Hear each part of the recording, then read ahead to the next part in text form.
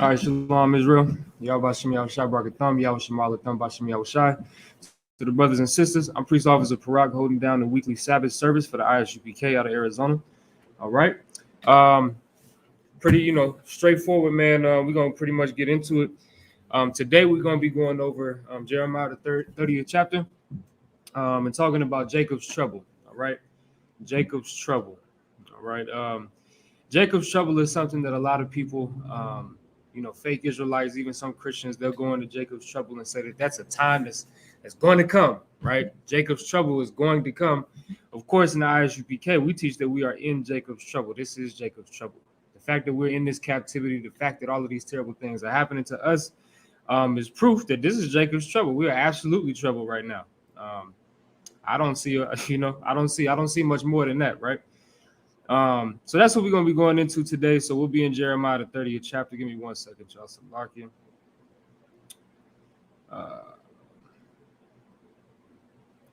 And we're going to get a good understanding of this chapter, right?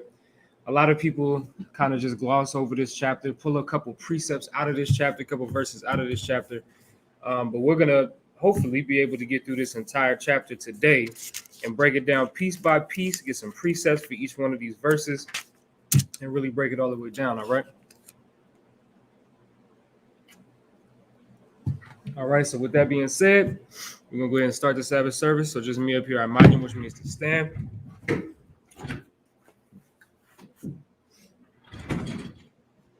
All right, we're going to begin with the prayer. So Imagine, when you have done, which means to turn, stand, and face the east. All right, beginning with the Lord's Prayer in the Hebrew. Awanawa, Shabbat Shemayim, Kodash, Hayah Shamka, Yahweh, Malak with Ka, Taba'ah, Ratazaka, Hayah Aisha, Barataza, Kawa Hayah, Bashamayim, Nathalanau, Lakam, Call Yawam, Wasalak Lanawa, Kawawat Nawa, Kasalak Nawa, Kawawati Nawa, Wala'a, Tabaya Nawa, Banasaya 1, Abal, Hawashai Nawa, Mayan Rai Kaya, Laka, Hamalakwa, Wa'ala, Watha Parath, La'iwalamyo, Aman. All right. That was Lord's Prayer in the Hebrew. Now in the English. Our Father which art in heaven, hallowed be thy name, Yahweh. Thy kingdom come, thy will be done in earth, as it is in heaven. Give us this day our daily bread, and forgive us our debts as we forgive our debtors. And lead us not into temptation, but deliver us from evil. For thine is the kingdom, and the power, and the glory forever. So be it. The power in the Hebrew.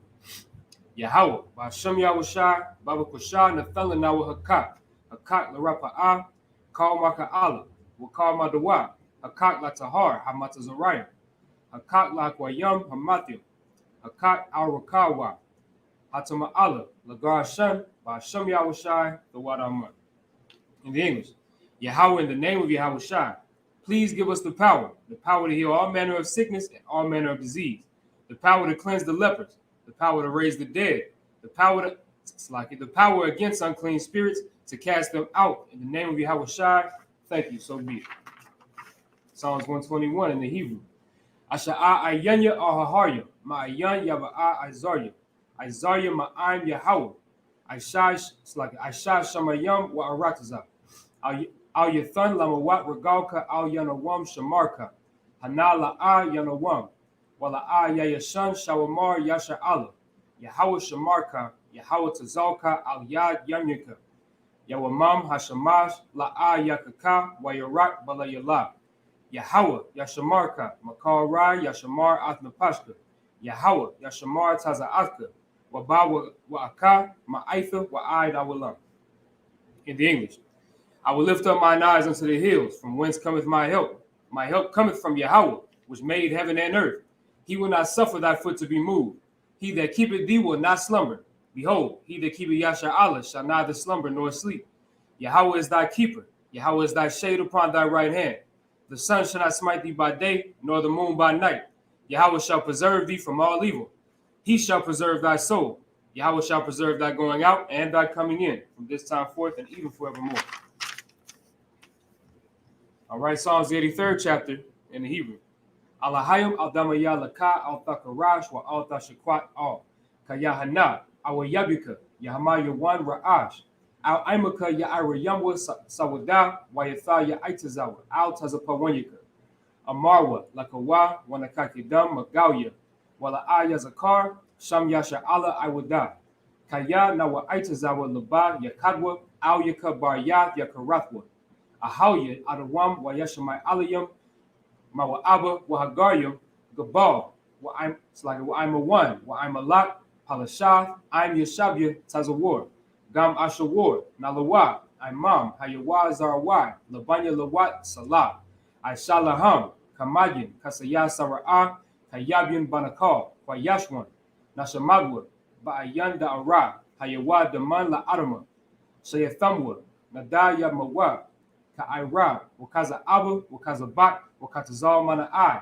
Call Nasaya Kamwa, Ashar Amar, it's like Ashar Amarwa, Nayarasha, Lanawa, Athna Awath, Alahayim, Alahaya, Shayathamwa, Kagogala, Kakwash, Lapanya Raka, Ka'ash, Taba Ira Ya Ira, Wakala Haba, Talahat, Haryam, Khan Tharadapma, it's like Khan Tharadapma, Basa Iraka, Wabasa Wapathka, Tabahalam, Mala'a, Panyaham, Kwalawan, Wayaba Kwashwa, Shamka Yahawa, Yabashwa, Wayabahawa, Aya, Wayakaparwa, Waya Abadwa, Wayada Iwa, Kaya Atha, Shamka Yahawa, Labadka Ayawan, Alkal Ha'arataza.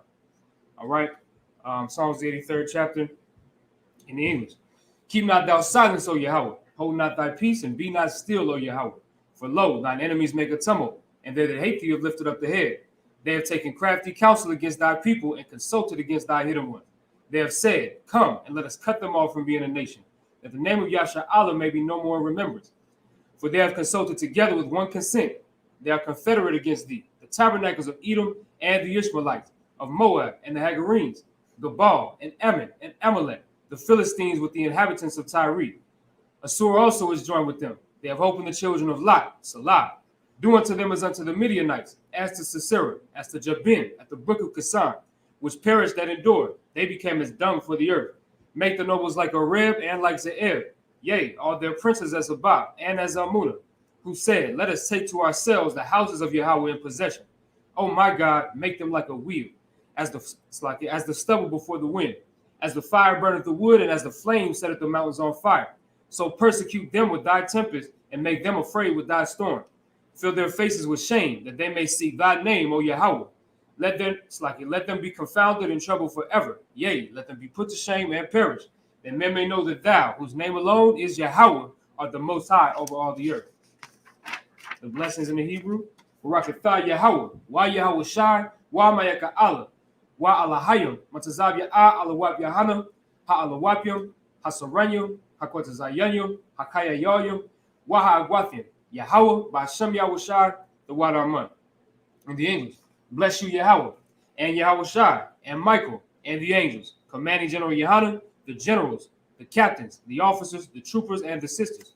Yahweh, in the name of Yahweh Shai, thank you, so be it. Yeshabim, we can be seated. All right. All right, now we're going to go ahead and get into this 30th chapter of Jeremiah. We're just going to read the 7 verses at a time, as per tradition, as per One West tradition. All right. Beginning with the Hebrew, and then we'll read it in the English, and we'll break it on down. Give me 1 second. Salakia. All right, beginning at verse 1. Hadabar Ashar Haya, it's like a Haya Al Salakia. Yoram Yawa, Jeremiah, Salakia. Ma'ath, Yahweh, La'amar, verse 2. Kaha, Amar, Yahweh, Alahaya, Yasha Allah, La'amar, Kathab, Laka, Ath Kal, Hadabaryum, Ashar, Debarthaya, Al Yaka, Al, Sapar, verse 3. Kaya, Hana, Yam Yam, it's like a Yamayam, Ba'ayam, Naam, Yahweh, Yeshabathwa, it's like a Yeshabath Ya, Ath, Shabawath, I am Ya, Yasha Allah, Yahweh Da, Amar, Yahweh, Wahashab Wahashabathium, Al, Ha'arataza, Ashar, Lathathia, La'aba Watham, Waya Rashawa, verse 4, Wa'ala, Hadabarium, Ashar, Dabar Yahweh Al, Yasha'ala, Wa'al, Yahweh verse 5, Kaya Ka, Amar Yahweh, Koral, that's like a Kowal, Karada, Shemain Nawa, Salaki, Pakad, Wa'ayan, Shalom, that's like a Khan Shalom, verse 6, Salaki, verse 6, Sha'awa, Na'a, Wara'awa, Yalad, Zakar, Madawai, Ra'ayathia, Kal, Gabar, Yadyawa, Al, Kalatazayawa, Kaya Kayawalada, Wanapagwa, Kal, Panyam, Layarakwa 1, verse 7, Hawaya, Kaya, Gadawal, Hayawam, Hahawa'a, Ma'ayan, Kamawa, Wa'aitha, Tazara, Haya, Layaiqua, Salaki,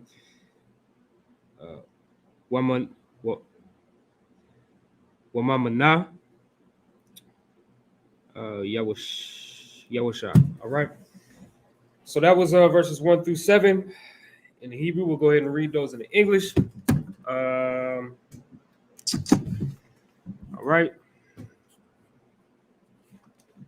So once again, this is Jeremiah, the 30th chapter, beginning at verse 1. All right, Jeremiah 30 and 1.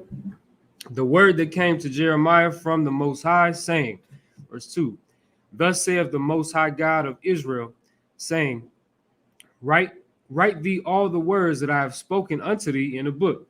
Now, remember this, it's common knowledge, but just remember this, is a lot of people can get spooky when they read the Bible, okay? When people read the Bible, a lot of times what happens is people will get spooky as hell, they'll get bugged out because of the Christian church, because of the Catholic church, because of Islam and all of these other religions, right? They'll read the Bible as some mystery book, some mystified fairy tale. This is a real thing, and Jeremiah was told to write these things in a book. That's why we're reading these things today. The reason why we can read these things today is because the Most High had scribes, had prophets that were writing these things down, so that way thousands of years later, right, we could read these things. This happened 2,500 years ago. You know what I'm saying? What we're reading about was written down 2,500 years ago, over 2,000 years ago, 2 millenniums. You get what I'm saying? Let's keep reading, right? Verse 3 says, for lo, the days come, saith the Most High, that I will bring again the captivity of my people Israel and Judah, saith the Lord. And I will cause them to return to the land that I gave to their fathers, and they shall possess it. Okay, now this is an extremely important, this chapter is important. You find this all throughout the Bible. Excuse me. You find this all throughout the Bible. You find the Most High consistently saying, I'm going to save y'all out of the captivity that I put you in because of your bad behavior. Most High says that over and over again. And he's done it. He got us out of the Babylonian captivity. He got us from out of the Assyrian captivity. He got us from under the foot of a lot of our oppressors. But consistently, what happens with us, we consistently go against him. It's like you got to, I always say this just to really drive it home into that brain of yours. The Most High is a father. And he is a father that is long-suffering, much more long-suffering than your father and my father. You know what I'm saying? He's going to put you out of the house, but he's going to bring you right back in. He's going to bring you right back in after you've got your ass whooped a few times. You know what I'm saying? And then if you continue to disobey him, he's going to throw you out again. That's the way that the Most High works. And he's done it with us time and time again. He put us in the Egyptian captivity. There was a reason why we were in that Egyptian captivity. And we went in there, and we were there for 430 years, and the Most High decided that's enough. And he took us out. And immediately when we got out of that Egyptian captivity, what happened to us? We decided that, we couldn't suffer. We couldn't go through a little bit more, a little bit more pain. We was going through all of the pain in the world in the Egyptian captivity, getting our tails whipped, you know what I'm saying? Being mistreated, right? Having taskmasters over us. We were going through all of the pain in the world. We could suffer that. But when it came time to go serve the Most High in the wilderness, we couldn't suffer that. That's the type of people we are. We'll suffer for our oppressor. We won't suffer for the Most High, though.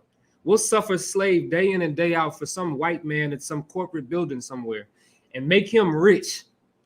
But you won't come to the Sabbath service. You won't come to class. You won't start coming to class and keeping the laws of the Most High. You get what I'm saying?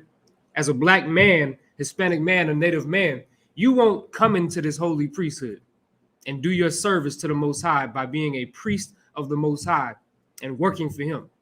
You won't do that, but you'll go slave for some oppressor. That's what you would do. The Most High continually puts us in these captivities because of people like that.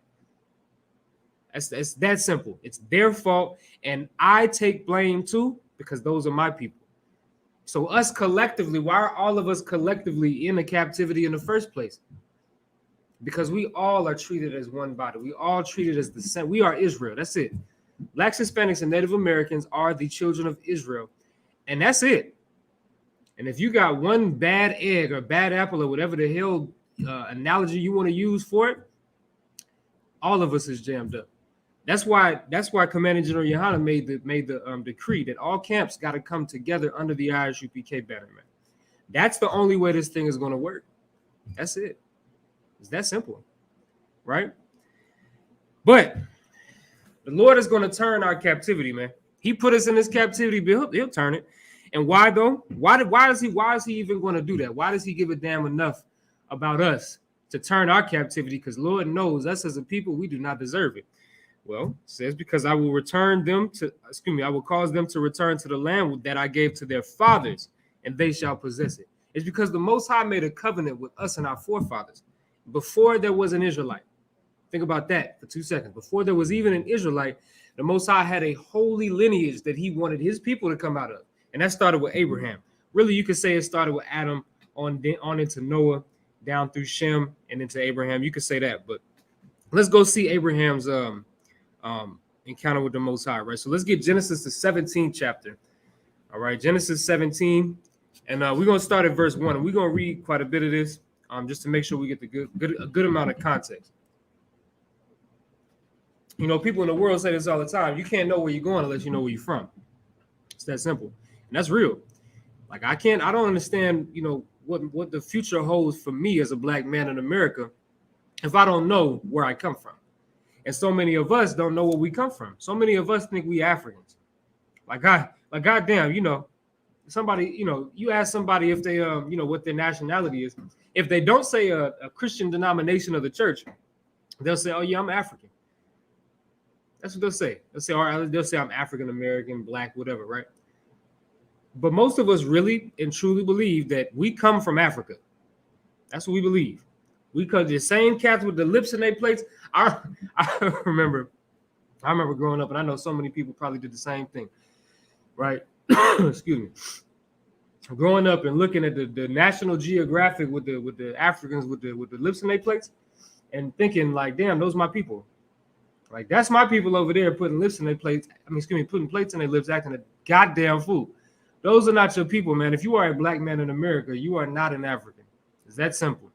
And if you call yourself an African, well, which country do you belong to? Are you Ethiopian, Somalian, Nigerian? Are you from the Congos? Where are you from? You don't know because you're not African. You ask a real African where he's from, he gonna say, oh yeah, I'm from northeastern Somalia, a little town called Ugabuga in Somalia. You get what I'm saying? They're gonna tell you exactly where they're from. You, on the other hand, you say, oh yeah, I'm from Africa. So the biggest continent on the earth, I believe, if not close to it, right? You from there, just somewhere, you don't know where you're from. I'm going to show you where you're from. If you are a black man in America, you come from Abraham. And out of Abraham came Isaac, and out of Isaac came Jacob. And out of Jacob came the 12 tribes of Israel. And that's where you come from.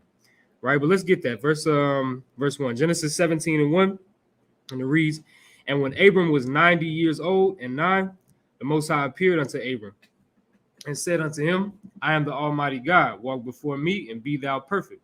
Now remember, the Most High was dealing with Abram at an old age. Before we're going to see his name be changed, right? But before Abraham was called Abraham, his name was Abram. And the Most High dealt with Abram at a very old age, right? Verse 2 says, and I will make my covenant between me and thee and will multiply thee exceedingly.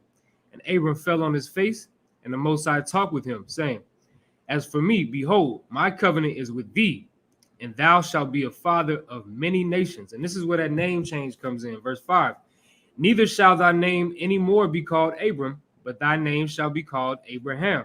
For a father of many nations have I made thee.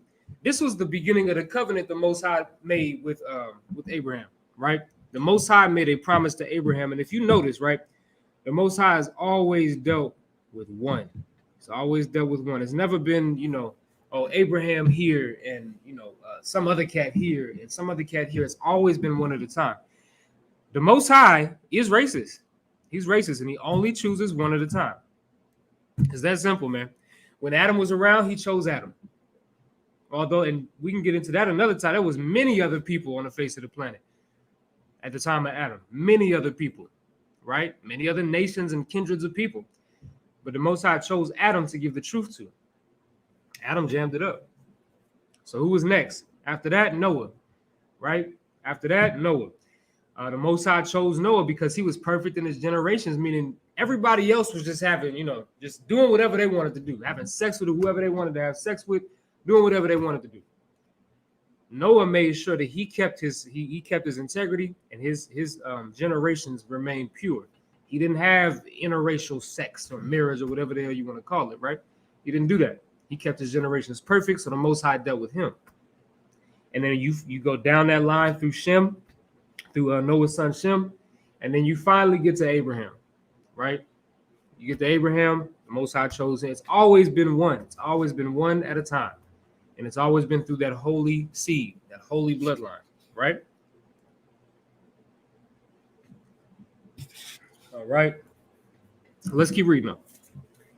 And the reason, and it's good to get this backstory on this because we really want to hone in on why the Most High does what he does, why he made this covenant, why he made this promise, why he has to keep it, why he hasn't thrown us away yet. We have to understand these things. Otherwise, you're just not going to understand anything about the Bible. Like this Bible is based off of what we're reading right now. It's based off of the promise to Abraham. That's literally the whole Bible. Think about it. The entirety of the Bible is based around the children of Israel, right? Why does the Most High continuously suffer Israel? What I mean by suffer Israel, I mean he could kill us anytime he wants to, but he suffers us to live and be terrible children. Why does he allow that to happen? I'll tell you why. Because he made a promise to Abraham that he cannot, the Most High is not going to be slack on his promise. He's not a man that he should lie. He's not going to lie. He's not going to break his promise. He's not going to break his covenant. Now, we broke his covenant before. You read that in Jeremiah, the 31st chapter. We broke the Most High's covenant, but he kept his end of the deal. So much so that he sent his only begotten son, right, to come and save us. Think about that. We was adopted. Children of Israel was adopted. The Most High sent his only begotten son to come and rescue and save us out of the calamity that was coming for us, because Lord knows, without a righteous sacrifice, we jammed up. That's it. Right? But let's get back to this covenant with Abraham, right? Let's get verse 6. And I will make thee exceeding fruitful, and I will make nations out of thee, and kings shall come out of thee.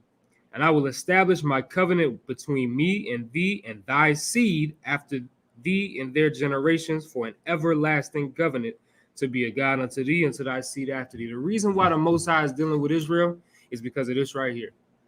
This is the first occurrence that you see that the Most High made a covenant with Abraham. This is the reason why the children of Israel get an inheritance, get the covenant, get the kingdom, all of that is because of this right here.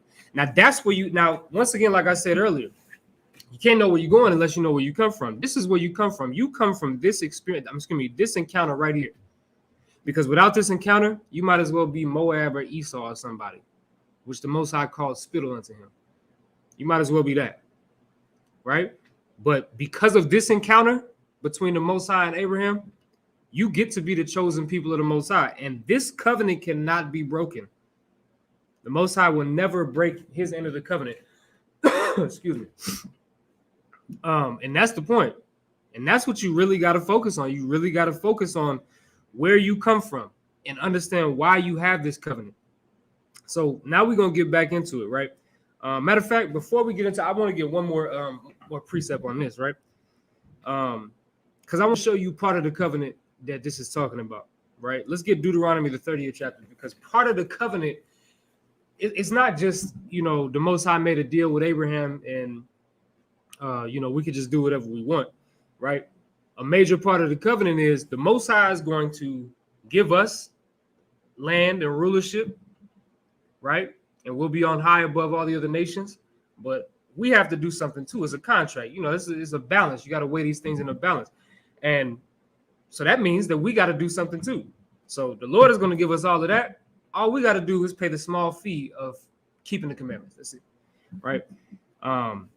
And within that covenant and within that contract, there are stipulations, and we're going to read one of those stipulations. Deuteronomy, the 30th chapter, beginning at verse 1.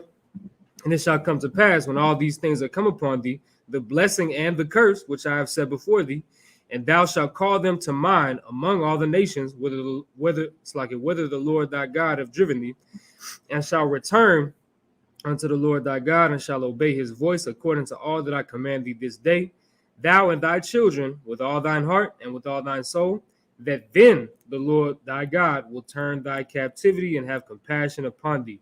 Now, this is a major part in this covenant that we made with the Most High.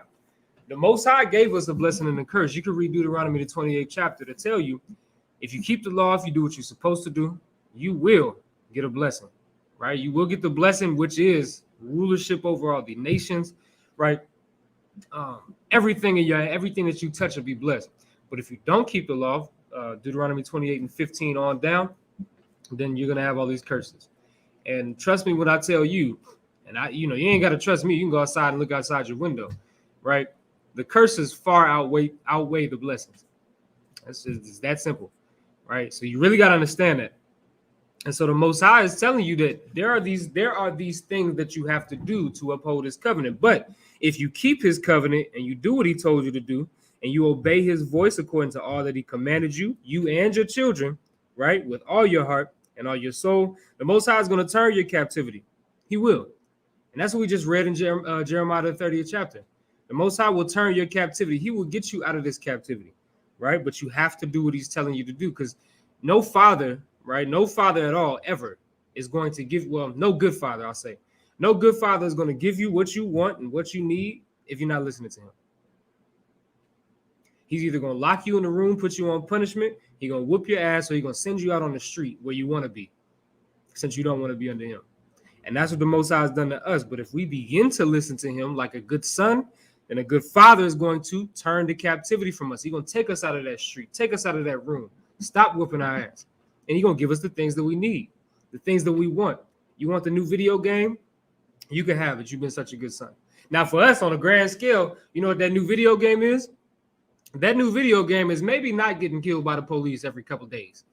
Every couple of days, you got a brother getting murdered by the police unlawfully. Overdosing from drugs. That's the new video game. Stop overdosing from drugs. The Lord can give you that. He can turn that captivity from you. He can give you that thing that you want, but you have to do what's right. You have to do what's right in his eyes. Otherwise, you're going to keep getting high. You're going to keep overdosing on drugs. Your children are going to keep being terrible. You are going to be a terrible parent. You're going to go to jail. You're going to get murdered by the police. That's what's going to happen to you. Because you don't deserve for those things not to happen to you. Right? Let's get it right. Let's read verse 4 in that, Deuteronomy 30 and 4.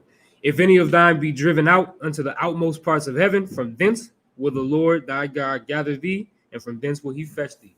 Listen, man, we are in the outmost parts of heaven. We are all scattered. We are all, as Blacks, Hispanics, and Native Americans, scattered throughout the entire earth, all over. We are all over this place, and we are all in terrible conditions. I don't give a damn if you are the Migos or whoever, whatever rich black person there is. We are all destroyed. Money and fame doesn't help black people. It doesn't. It actually makes a lot of these cats worse.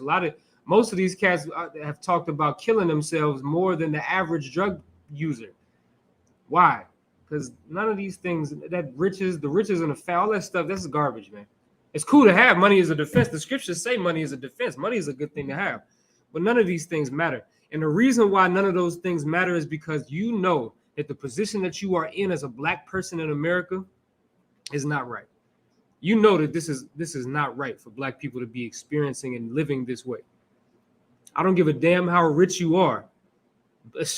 I hate to bring it up, but Jay-Z on the story of OJ said the same thing that I'm saying. You get what I'm saying? It don't matter if you rich, poor, doesn't matter how wealthy you are. None of that matters. You still a nigga. It's that simple. You still a nigga. Nobody gives a damn about how much money you got except for you and the black people that look up to you. But everybody else, nobody gives a damn about that. Because you are in captivity and you are just another nigga in America. And it's that simple. No amount of money could save you, man. But the Lord can. And that's what I'm trying to drive through, everybody's head. Everybody got to understand that the Lord can get you out of this thing. The Lord can make it so you're not just another nigga in America. The Lord can make you the nigga. I hope everybody understands what I'm talking about. The nigga, what a white man wouldn't dare say anything negative about you. As to right now, they got, news reports and stories and articles of calling black people thugs and all of these things. Listen, man, there's a time coming when the Most High is going to make it happen where no other nation, no Moabite, no white man, no anybody will ever speak down on another black man ever again. That's what you should fight for. Let's get back to it, man. So now we're going to go back into Jeremiah, the 30th chapter, all right?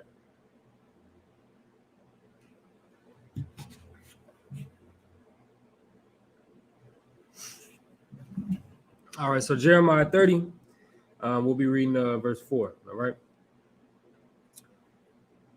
And these are the words that the Most High spake concerning Israel and concerning Judah. Remember, the reason, excuse me, the reason why you see the Most High refer to Israel and Judah as two separate things is because under Rehoboam, which is Solomon's son, under Rehoboam, the nation split. So the northern kingdom, which is basically the so-called Hispanic tribes, or you could say, like the Hispanics and the Native Americans, right? Your so-called Colombians today, your Puerto Ricans today, your Guatemalans, those types of things, Dominicans, and of course your Native Americans, your North American Indians. That's the northern kingdom of Israel, right? And that was called Israel. And then you had Judah, the kingdom of Judah, right? Or it's historically also been called the nation of Judah, right? That was the southern tribes, which would be Judah, Benjamin, and Levi, right? And so those tribes split under the rulership of Rehoboam, mainly because I don't really want to get into that, right? But mainly because of BS, it's brotherly hatred. That's all it is. You know what I'm saying? Things like that, right? And so that's why you see Israel and Judah being separate, right? But this is what the Most High spoke concerning Israel and Judah, right? Verse 5 says, "For thus saith the Most High, we have heard a voice of trembling, of fear, and not of peace," right? "Ask ye now, and see whether a man doth travail with child. Wherefore do I see every man with his hands on his loins, as a woman in travail, and all faces are turned into paleness." So now, this is actually a very good scripture, right? So excuse me. All right, so look, let's look at this, right? Verse 6 says, "Ask ye now and see whether a man doth travail with child." Meaning, ask the people, does a man travail with child? Meaning, does a man carry a child in his belly? Absolutely not, right? That's of course a ridiculous question, right? So then we all know that's a ridiculous question, but then the Most High is asking this question then. So then if that's the case, if men don't carry babies in their belly, wherefore do I see every man with his hands on his loins as a woman in travail, and all All faces are turned into paleness. So if men don't carry babies, why do I see every man holding his belly and his face is pale in fear? Why do I see that?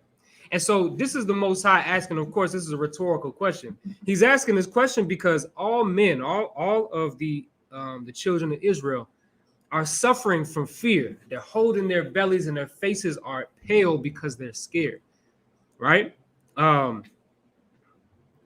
Let's actually get a precept on that. I'm gonna read the next verse, but I want to show y'all why the Most High is asking this question and why we are, as a people, scared, holding our bellies in fear, pale faces, right?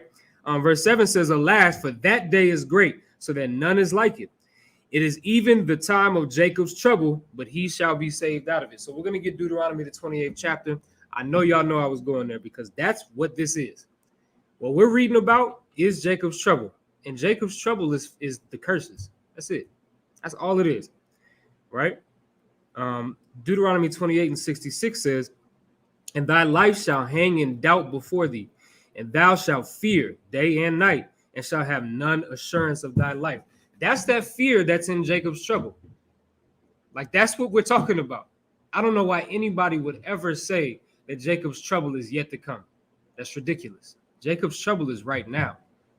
Right now, this is happening. Thy life, if you are a black man in America, your life hangs in doubt before you. You don't know if you're going to live another day. You don't know if you're going to get pulled over by a police officer that had a terrible day at his work and put a bullet in you. Ask Philando Castile. You can't now because he's dead. He's murdered. But ask him, if you can ask him if he thought he was going to die that day. He didn't know.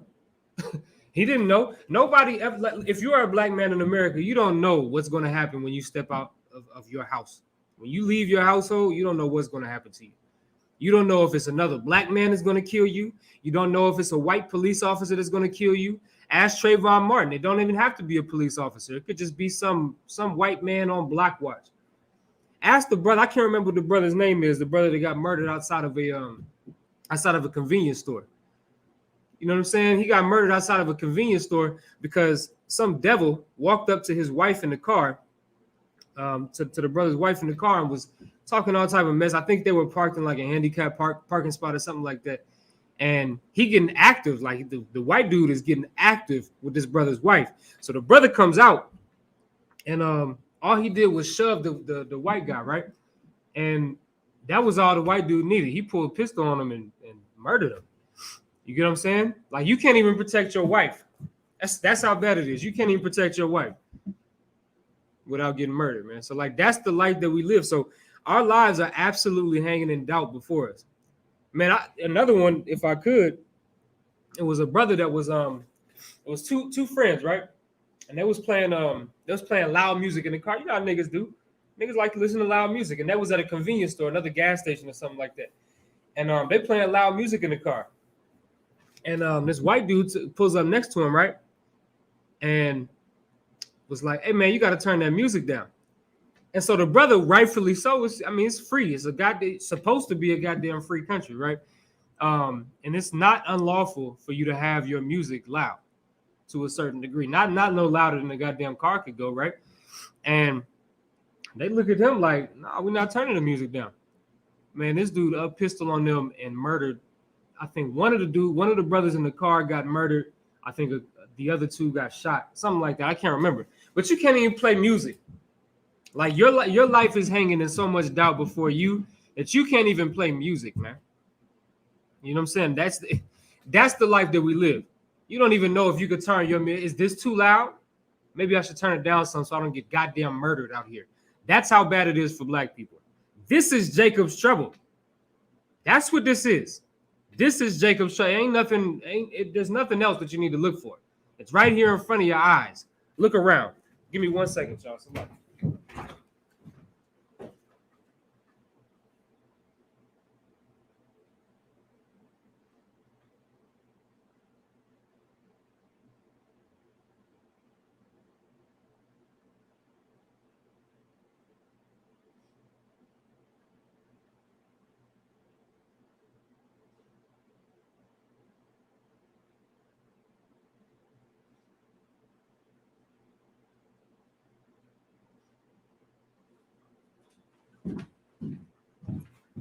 Right? This is Jacob's trouble, man. I don't know what else to tell you. I don't know what more proof that you need. How much worse is it going to get than this? What are we waiting on? Are we waiting on another captivity? Is that what we're waiting on? Are we waiting on another captivity where another nation comes and brings us into captivity? Are we waiting on something that's worse than this? Or are we waiting on Christ to come and crack them skies? Which one is it? Because you can't tell me, you cannot tell me that there's a time that's coming that's going to be worse than this. Prove it to me. Prove it to me in the Bible. You can't, because it's impossible, because it's not true. Let's keep reading, right? We're going to stay in Deuteronomy. Deuteronomy 28 and now 67. In the morning thou shalt say, would God it were even. And at the even thou shalt say, would to God it were, would God it were morning. For the fear of thine heart wherewith thou shalt fear, and for the sight of thine eyes which thou shalt see. Where is your fear coming from? Your fear is coming from your experiences, man, the things that you've seen. That's where your fear comes from. It's not a magical, spooky mystery thing. The Most High doesn't put these curses in here and put these curses on us to be spooky. These are things that we can see with our own eyes, right? That's the things that we fear. Why do black people fear getting murdered by the police? Because we see black people getting murdered by the police all the time. That's why. Why do we fear drug overdoses and drug addiction? Because that's what we see. Day in and day out, we see nothing but drug addiction. Our uncles, our mothers, our fathers are addicted to drugs and crack cocaine and heroin and fentanyl. That's what our people are addicted to. That's why we're afraid of those things.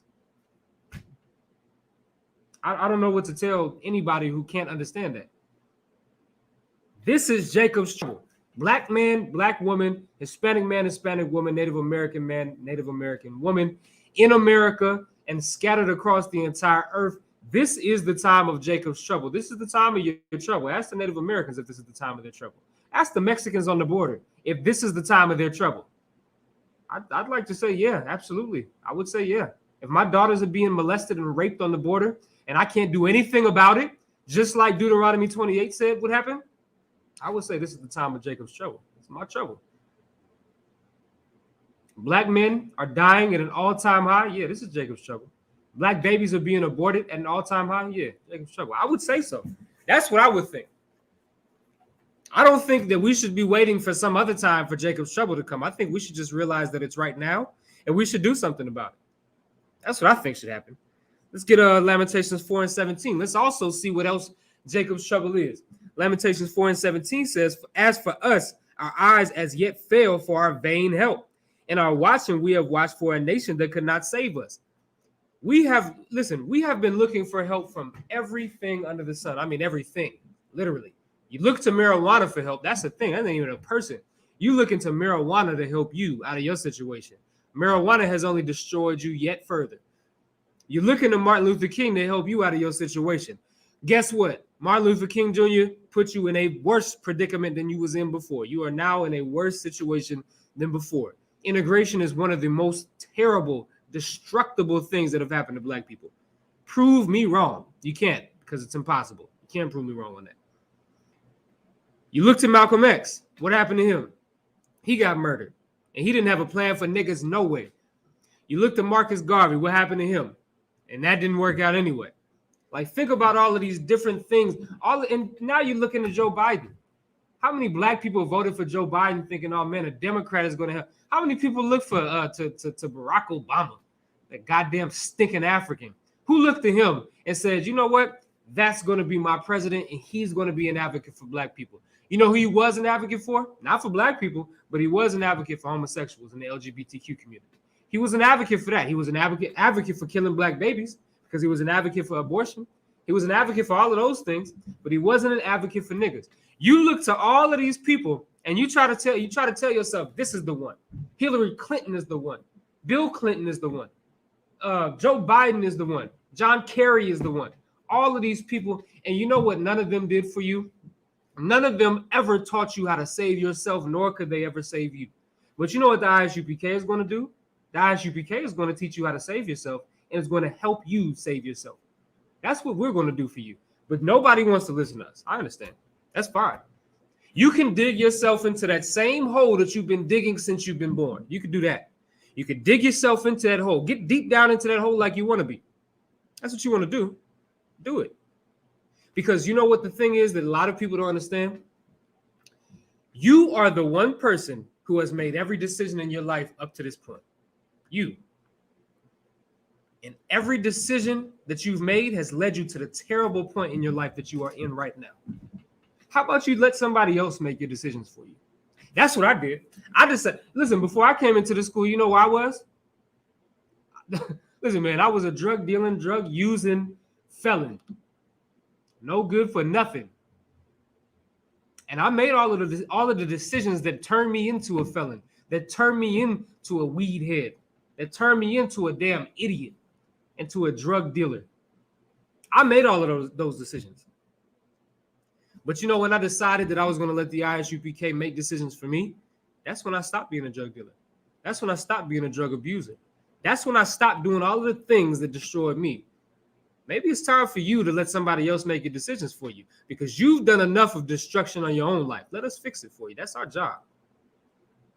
We're trying to show you that the trouble, like this Jacob's trouble thing is so pertinent to understand. It's important to understand for us as Black people in America. You have to understand this thing. This is, when you go back, right? When you go back to the 7th verse, it says, alas, for that day is great, so that none is like it. It is the time of Jacob's trouble. There is no day that's worse than our captivity here today. So if this is as bad as it gets, that means it's time to fix it. And I don't understand. I don't think people understand. It's so easy to fix. All you have to do is start keeping the law. And you can stop drug addiction, drug dealing. You can stop drug overdoses. You can stop prostitution. You can stop murder. You can stop theft and armed robbery. You can stop all of these things. All of those things you can stop just by keeping the commandments and joining this body. You can stop Jacob's trouble.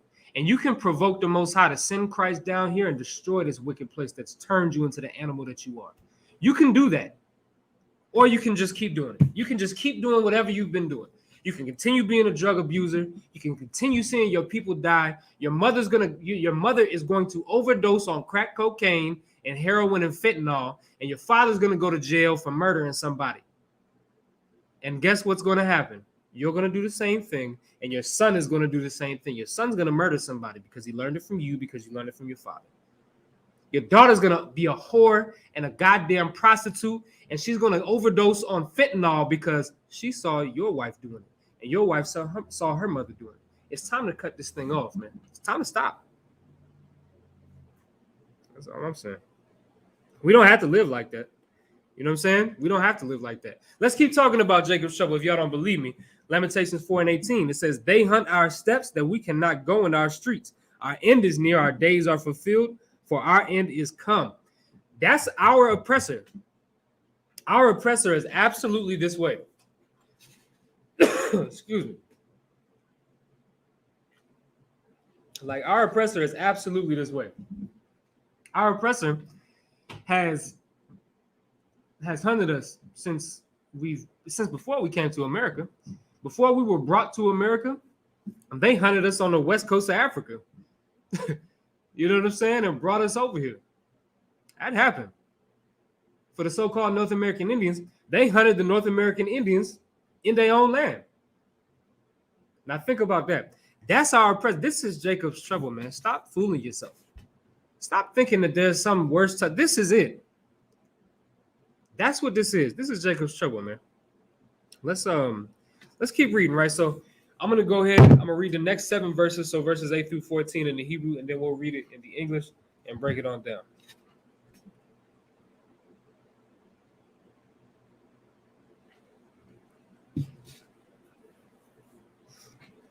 All right. Beginning with verse where I'm at, verse 8. All right.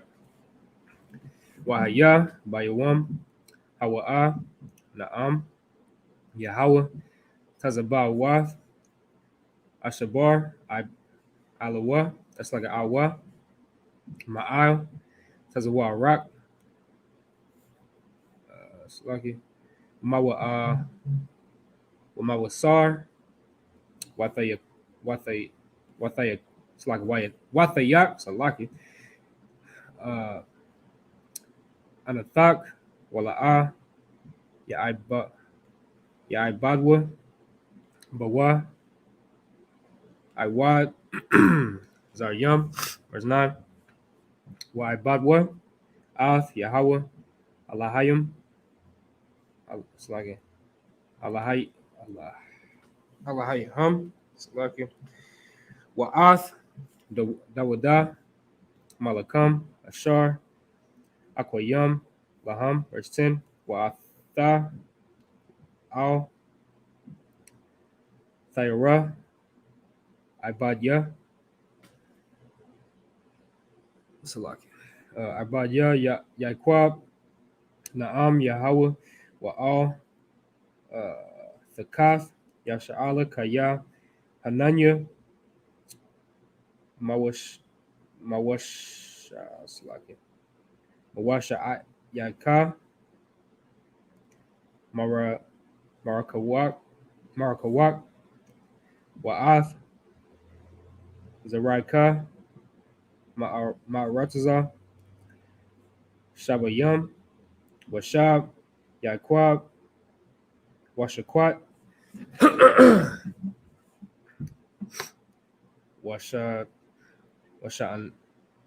Washa'anan, Wa'ayan, Makariyat, verse 11, Kaya, Afka, Anya, Naam, Yahweh, Lahawa Shaya, Aika, Kaya,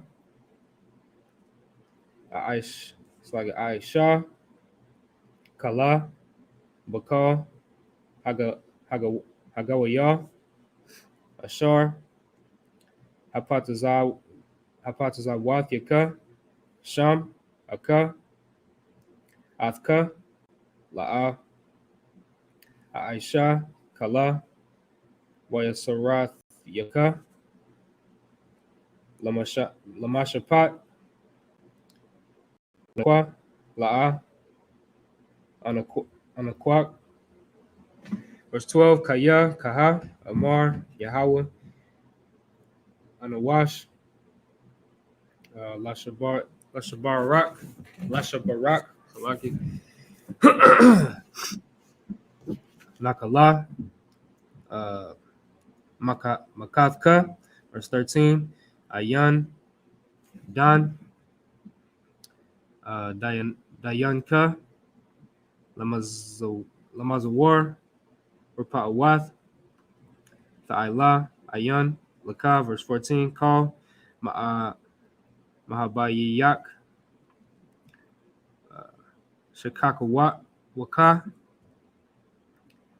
Awathka, La'a, Yadarashwa, Kaya, Makath, Awayab,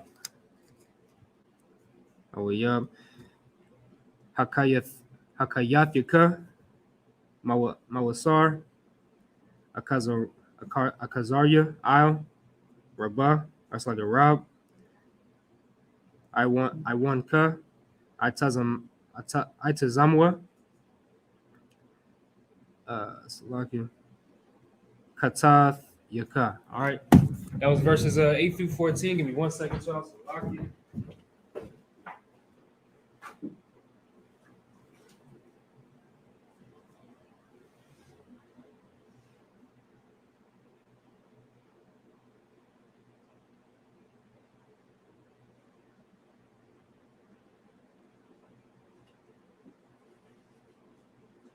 All right.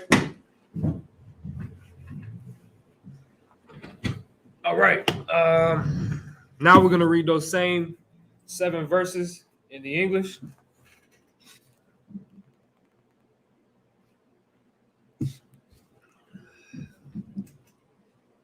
All right. Beginning with the 8th verse, Jeremiah 30:8. For it shall come to pass in that day, saith the Lord of hosts, that day, what is that day? That's Jacob's trouble, that I will break his yoke from off thy neck, and will burst thy bonds, and strangers shall no more serve themselves of him. This is what comes after Jacob's trouble. After all of the terrible things that we're going to experience here in America, the Most High is going to break the chains off of our neck, meaning we're not going to be servants in this place, right? Strangers shall no more serve themselves of him. Like our oppressor serves themselves of us. Listen, America would not be a great country the way it is without the blood, the sweat, and the tears of black people in America. It wouldn't be the same. Without them stealing it and murdering and raping the Native Americans, it wouldn't be America. It wouldn't be North America or, the white man's America today. You get what I'm saying? Without the Mexicans, none of this could be possible, right? They have served themselves of us. That's it. It's that simple, right? But now it's going to be different. The Lord is going to reverse this thing. We're going to get Isaiah the 14th chapter because the Lord is going to give us something different that we've never had before. Like our oppressors are now going to serve us instead of us serving them. And they're going to make our country, our nation rich off of their servitude, because without the blood and the sweat and the tears of black people in America, and the cotton gins and the tobacco fields, the sugarcane fields and all of that, America you think them people would have done it themselves? You think they would have done all that themselves? Like black people have been the number one commodity for white people in America. The number one. Think about America without the head start that it was given because of slavery. Think about that. But they want you to forget about that. They want you to forget about that, but you can't forget about that. You have to remember that. And the Lord is not going to forget about it. The Lord is going to remember it. And this is what he's going to do, Isaiah the 14th chapter, which is these are some of my favorite precepts in the Bible because this is justice. We're about to read real justice. For all of the things that I just mentioned in the prior 7 verses, right? Talking about the murder and the injustice of our people and the rape and the robbery of our people. Now we get true justice for it. This is justice. Isaiah 14:1. For the Lord will have mercy on Jacob and will yet choose Israel and set them in their own land. And the strangers shall be joined with them, and they shall cleave to the house of Jacob. Now we just read, remember in Jeremiah the 30th chapter, we just read that the strangers shall no more serve themselves of him. These are the same strangers. Verse 2 says, and the people shall take them and bring them to their place. And the house of Israel shall possess them in the land of the Lord for servants and handmaids. And they shall take them captives, whose captives they were, and they shall rule over their oppressors. That's the day that's coming for black people. Can you imagine that? Think about not being in the truth, and think about hearing that. Just remember the first time that you heard that. Like, isn't that a shocker? That doesn't make no sense at all. That the Most High is going to make us slave masters. That's not even fathomable for most people. Most people can't even fathom that or even imagine it halfway. White people definitely can't imagine that. A black man being a master over them, oh no. They couldn't handle that. That'd be ridiculous. But it's coming. It's going to happen. I believe it's going to happen. Now, if you don't think it's going to happen, fine. You could be a slave forever. I know some people don't believe this. Some people don't believe this is going to happen. Some people believe that they're just going to be slaves forever, I guess. Because without this happening, I don't see what any other outcome there is. What other outcome is there? Let me ask y'all this. What solution is there for black people in America? Like, think about it. Like, really think about it in your head. Anybody that ever says that this isn't right, you should ask them, what solution is there? You can ask white people the same thing. What solution is there for black people in America? Ask them. And I can guarantee you, one or two things is going to come out of their mouth. They're either going to tell you they don't know, and that's a smart person to say they don't know. Or they're going to tell you, well, equality. Everybody has to come together and be equal. Listen, man, ain't that what we're supposed to be right now? Like, think about it. Just really think about it. Think about it. The whole civil rights movement, wasn't that to make black people equal to white people? There is no, listen, the slave master will never call himself equal to the slave, ever. It will never happen that way. The master will never call himself equal to the servant, even if you take the slave out of it, right? There's no such thing as equality. Everybody should understand. That should be a core concept sunk into your brain. There is no such thing as equality. It doesn't exist. No two men are equal. No two women are equal. Nothing is equal. Nothing. That's the truth. Straight up. And so let that free your mind. Let it sink into your brain and let it free your mind and understand that there is only one way that black people can be truly successful. And that is if we understand that equality doesn't exist. And that means that we have to be on top. That's the only way that this can happen. It's the only way black people can succeed in America. It doesn't happen any other way. Try to riddle me that, man. Find me another way that black people can succeed in America. Find me one. We all got to be rappers and basketball players. That's how we got. That's how we can succeed. That's not going to work, man. It's not going to work, right? This is what's going to work. We're going to have to take the people that put us in captivity. We're going to have to take them and put them in captivity. That's what the Bible says. That's the solution. What you think the solution is? A lot of you nuts out there think that you can invest your way or entrepreneur your way into being successful. Now, listen, for the few, sure, that has worked for some people. Some black people have absolutely become successful being an entrepreneur. What about the rest of your brothers and your sisters, man? What about the rest of them that don't have those same skills that you have? What did you do for them? Entrepreneur, no, you left them behind. That's exactly what you did. You became just like our oppressors, stepped on the toes of the people that were below you, stepped on their feet to get to the top. That's what you did, man. And hey, listen, man, I don't blame. This is the land of our captivity. You're gonna do what your captors do to be successful. That's just the white in you, man. You have your daddy, the devil. That's it. That's your daddy. But if you want to talk about, putting in work for black people and making black people, when I say black, of course, I include my native brothers and sisters and my so-called Hispanic brothers and sisters as well. If you're going to talk about saving black people, entrepreneurship is not the way, my nigga. It's not. You can't do it that way. Because you are basing that off of a white man's capitalistic society that's, for one, it's going to fall. And two, it's not built so that way you can save your people.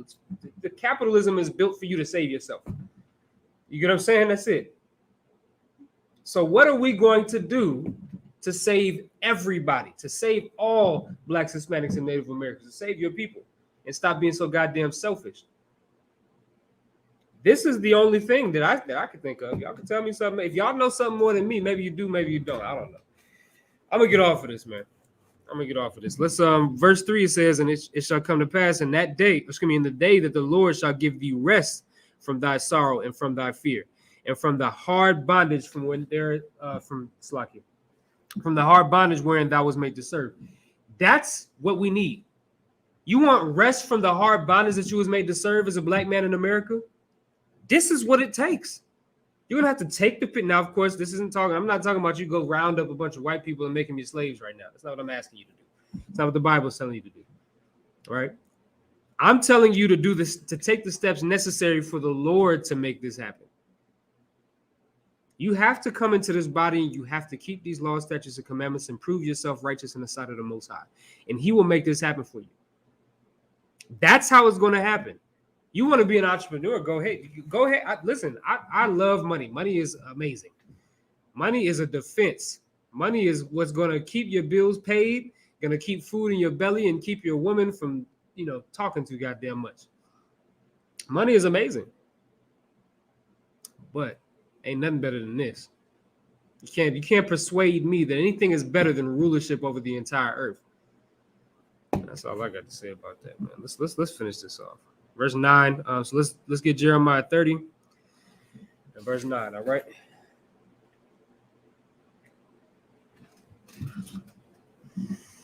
All right, verse 9. But they shall serve the Lord their God and David their king, whom I will raise up unto them. Therefore fear thou not, O my servant Jacob, saith the Most High, neither be dismayed, O Israel. For lo, I will save thee from afar, and thy seed from the land of their captivity. And Jacob shall return, and shall be in rest, and be quiet, and none shall make him afraid. You know how I know that this hasn't happened yet? And how this is a future prophecy? Because there has never been a time where Israel has been at peace. Never. We've always been at war. We've always been in captivity. There's never been this is coming after this captivity. Like after this, which is Jacob's trouble, this captivity and this hell that we're going through, this is coming. And I'm going to show that to you. I'm going to show you what's going to happen. Revelation 21. Revelation, the 21st chapter. I'm going to show you exactly what's happening here. And this should be what you want, what you work towards. Like the scriptures say, seek ye first the kingdom of heaven, and then all these things shall be added unto you. You want money? That's cool, my nigga. Get money. That's money. Like I said, money is I always say that. Pay your bills and all of that. Pay your tithes. But if you really want money and riches and all of that, seek the kingdom of heaven, and the Most High will make you rich in the kingdom of heaven. Like build this kingdom up with your brothers, man. Like do that. I don't mind. Me personally, Commander Johanna neither. I'll use Commander Johanna since he's the best example. Commanding General Johanna doesn't mind living poor so that his people can thrive. You know how much money Commanding General Johanna gets in tithes? It would confound you. I mean, it would absolutely confound your brain. Wouldn't even be able to compute it. But he doesn't live rich off of that money. You know what he does? He's going to pay your rent. He's going to buy you groceries. He's going to put your kids through school. That's what he's going to do with that money. And that's what he's doing with that money. I'm a witness, me, myself, and ask any other brother in here. We are witnesses to it. Commanding General Johanna lives like a poor man, though he could be rich, but he lives like a poor man because he's a river to his people, because he's going to feed his people. You don't find that anywhere else. That is what this is talking about. That's what the Bible is talking about when it says, seek ye first the kingdom of God. Commander General Johanna is not seeking the tithe money so he can buy himself a Bentley. He's not. He's not seeking the tithe money so he can pay his rent with it. He's paying your rent with it. That's what he's doing. He's focusing on building up his people. He's focusing on putting his money into these schools and putting his money where his heart is. And his heart is in serving the Most High. And that's how you got to be. And because of that, the Most High is going to set that brother up righteously, man. He's going to set him up righteously in the kingdom of heaven. And you can be like that too, but you have to be the same way. Let's see what we can get. Like, let's see what we can achieve by doing what we're supposed to do. It's so simple to just keep these laws. It's so simple, man. It's very simple. It's not hard. The scriptures say that the laws are not grievous. It's not hard. It's not a hard thing to keep these laws, man.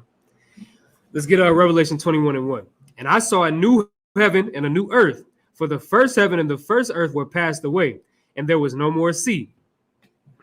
So this is going to be a new heaven. This is a vision that John, this is the vision that John the Revelator saw, right, on the Isle of Patmos, and he saw a new heaven. This is the vision from the Most High, a new heaven and a new earth. Meaning earth it's not going to be the way that you see it today. The way that you see the earth right now with crackheads on every corner and, drug users and drug dealers and prostitutes and all of these things, you're not going to see that. It's not going to be this way anymore. It's going to be a new earth, right? A righteous rulership, a righteous earth, right? Verse 2 says, and I, John, saw the holy city, New Jerusalem, coming down. It's like coming down from God out of heaven, prepared as a bride adorned for her husband. Now, who's the husband here? Prepared as a bride adorned for her husband. If New Jerusalem, this beautiful city, is a bride, who's the husband? That's you, my nigga. If you are a black man, a black woman, listen, if you are Black, Hispanic, or Native American, you the husband. Meaning in this analogy, of course, right? In this specific analogy, you the husband, meaning this is what the Most High has prepared for you. prepared this thing for you. This new kingdom that's to come, the Most High created it for your sake. He ain't created for the heathen's sake. The heathen going to be in there as our servants, but he ain't created for their sake. So like it. He created it for our sake. And that's a beautiful thing. The Most High created something perfect, something absolutely perfect for you, a dwelling space that's perfect and free of prostitution and drugs. And your mother's not going to be a slut and a whore and putting your father on child support and kicking him out of the house. Your mother's not going to be a drug addict. Your father's not going to be a murderer and a drug addict. That's going to be gone. The Most High is going to make something new for you, specifically for you. Let's keep reading. Verse 3 says, and I heard a great voice out of heaven saying, behold, the tabernacle of God is with men, and he will dwell with them, and they shall be his people, and God himself shall be with them and be their God. And God shall wipe away all tears from their eyes, and there shall be no more death, neither sorrow nor crying, neither shall there be any more pain, for the former things have passed away. That's a beautiful thing. That's beautiful. That's what I'm waiting on. Like, that's what you gotta, like, listen, I understand brothers want it now. You want it now. You want glory and riches and fame now. I get you. Put your work into this. Because guess what? Yeah, sure. You can have $1 million and, be rich, and you still going to be a black man in America. A black man in America that is targeted day in and day out. That's what you're going to be. But in this kingdom that the Most High is prepared for you, like a bride adorned for their husband, there's not going to be any sorrow. You're not just going to be some nigga in America. It's not going to be like that. You're going to be the nigga. You're going to be the one. You think about how everybody reverences the white man in America? Well, now imagine that for you times 10. Everybody's going to reverence you as a goddamn God. That's what you're going to be. You're going to be a God on the earth. That's what the Bible says. It's that simple. The Most High is going to wipe all the tears away from your eyes. Like, think about Jacob's trouble. That's what this class is about. That's what the Sabbath service is about. Jacob's trouble. And think about all of the trouble that we have to go through. I mentioned it earlier. The Mexicans on the border getting molested and raped. Fathers being ripped from their mothers and their sons and their daughters and their wives. Think about that, right? Think about all of that's been terrible, that's been happening. Think about the things that happen on the reservations for our so-called Native American brothers and sisters. Think about those things. Think about black people being murdered in America and all of the mothers that have to cry for their children. A 9-year-old being murdered by the police. A 13-year-old, Tamir Rice, being murdered by the police. Think about the mothers that have had to cry for their children, man. The Most High is going to wipe all of those tears away. When the scriptures say that there'll be no more death, what that's talking about is that. Dying at 13 from police brutality. Dying at 17 by the hands of some white man, George Zimmerman, murdering a 17-year-old. That's when it says no more death, no more of that, man. That's what's going to stop. That's what's going to stop. And that's what you have to look forward to. There's that for you to look forward to. And I don't listen. And I'll say this in as plain as I possibly can. Me nor none of my brothers in the UPK could ever be found sitting at the table with some Uncle Tom that doesn't want this for our people, that doesn't want these things to stop for our people. And like I said, the only way that these things can stop for our people is if the roles get reversed. And black people are at the top and all the other nations are at the bottom. If you don't want that, we can't sit at the table with you, man. We can't be with you, man. Can't work out no deals with you. If you don't want this for our people, then we don't want nothing to do with you. And when it come time for Christ to crack them skies with them angels, we're going to get up on them chariots, man. That's what's going to happen. We're going to get up on them chariots and you're going to be left here. I don't know what to tell you, man. It's time for us to stop being so goddamn selfish. You know what I'm saying? It's time for us to be, it's time for us to be selfless, man. It's time for us to be, it's time for us to worry about each other. You know what I'm saying? So many of us are so worried about saving ourselves. Damn that, man. Listen, man, Paul said it best. I wish that myself was a curse from Christ for my brethren's sake. If it mean if it mean that I don't get the kingdom so that all my other brothers can get the kingdom, cool. I'm with that. I'm here for my nation. I'm not here for me, bro. I can't be here for me. It wouldn't work if I was just here for me. You know what I'm saying? It would be disingenuous for me to sit here and say all of these things and talk about the Bible and all of this and say that we got to keep the commandments if it was just for me. This ain't for me. This ain't for my own salvation, man. This is for the salvation of my people. Like in the ISUPK, that's what we teach. We teach salvation for Israel, not for Parak, not for Commanding General Yohana, not for General Mahiman, not for Officer Apayak, not for nobody else, for everybody. Scriptures say that all Israel shall be saved. That's what we pushing for, man. That's what we pushing for.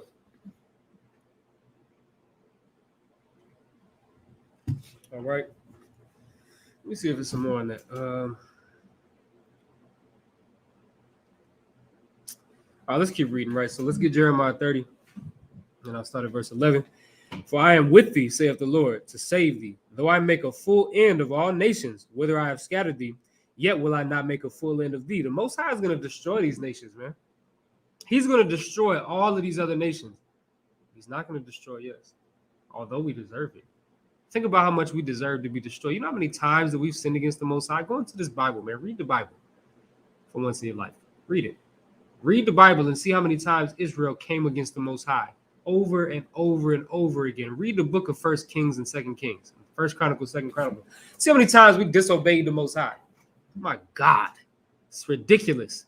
We deserve to die, but guess what? The Most High is he's going to destroy all the other nations and preserve us. That's how much he loves us. But I will correct thee in measure and will not leave thee altogether unpunished. So although he's going to save us out of all of the nations, just remember, he's still going to correct us. We're not going to go unpunished. We still deserve punishment.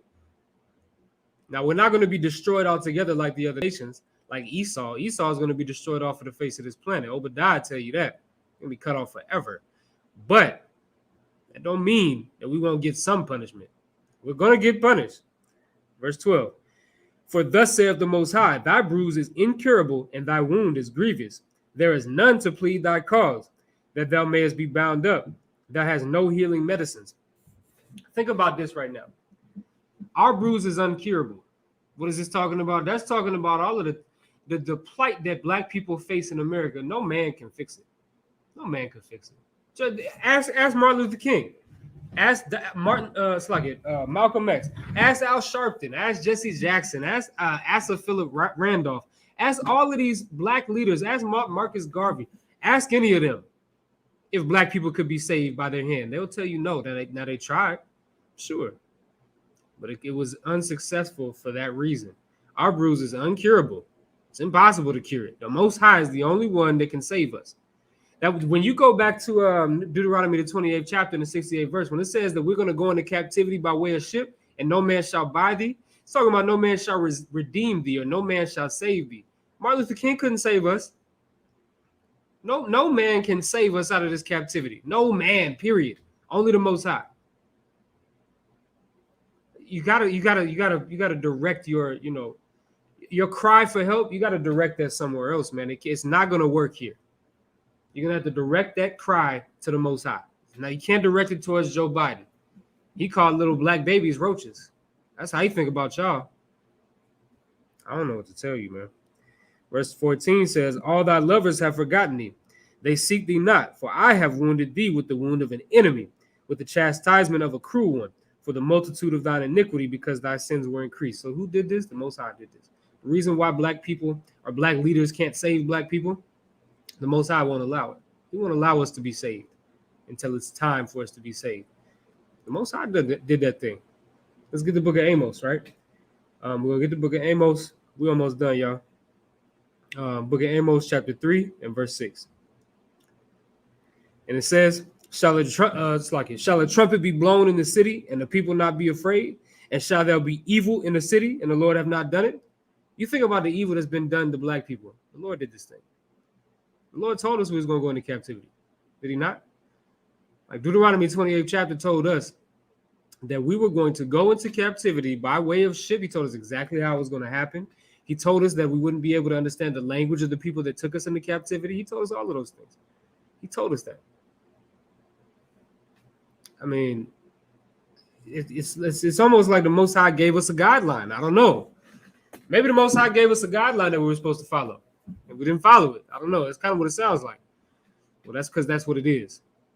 You know what I'm saying? The Most High gave us his Bible. He told us what to do, what not to do, and we decided we wasn't going to do it. That's why we are in captivity today. The Most High did it. Shall there be evil done in the city and the Most High have not done it? Absolutely not. Most High did all of that evil. He did it. Another one, Proverbs 3:12. And I'm going to close out with this. You want to know why we're in Jacob's trouble? I'm going to tell y'all why we're in Jacob's trouble. Proverbs 3:12 says, for whom the Lord loveth, he correcteth, even as a father the son in whom he delighteth. Listen, man, the reason why the Most High corrects us is because he gives a damn about us. He don't give a damn about Esau. He don't give a damn about Moab. They're over there eating rats and doing whatever they would like. He don't care about none of that, man. He's not concerned with them. They fine. Let them do what they do. Time will come, they'll be put, under servitude under us.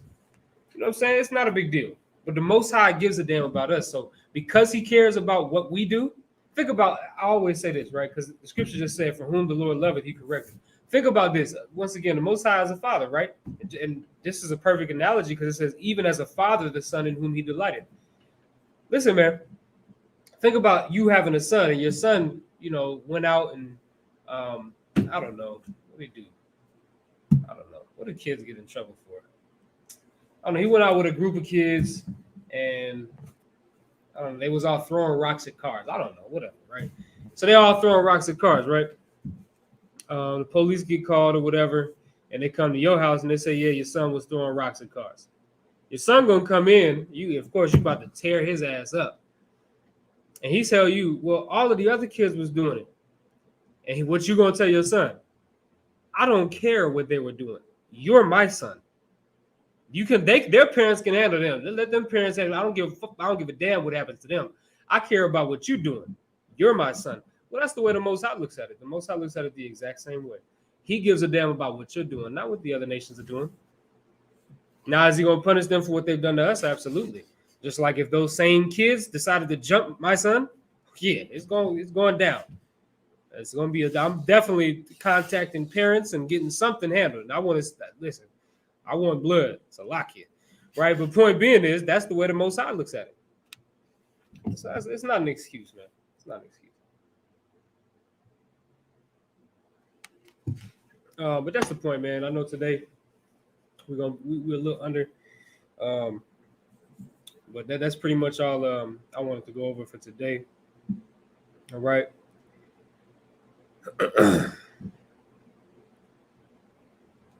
Let's see something right quick.